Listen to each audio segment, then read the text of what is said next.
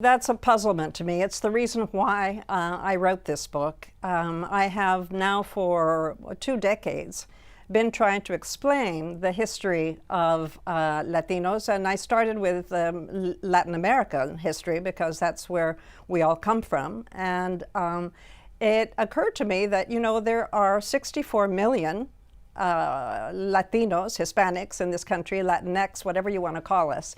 There are 64 million of us, which is larger than any Spanish-speaking country in this hemisphere except for Mexico. It's an extraordinary amount of people, and yet our history is not taught in schools. There are very few general history textbooks or civil studies textbooks that explain who we are and explain that we were here long before the country was even formed.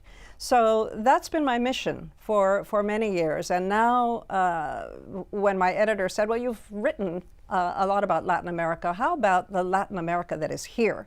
And I remember one ambassador said to me, you know, this is a country within a country, and it has been here a very long time.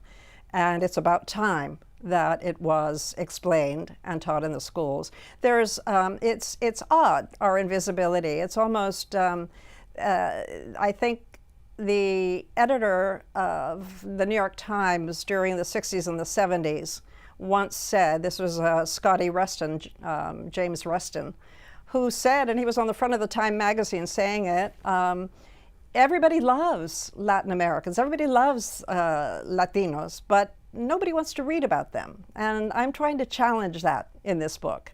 The stories are amazing. The stories are very rich and full of diversity in itself. So I'm hoping that finally we can get rid of Mr. Rustin's judgment that nobody wants to read about us.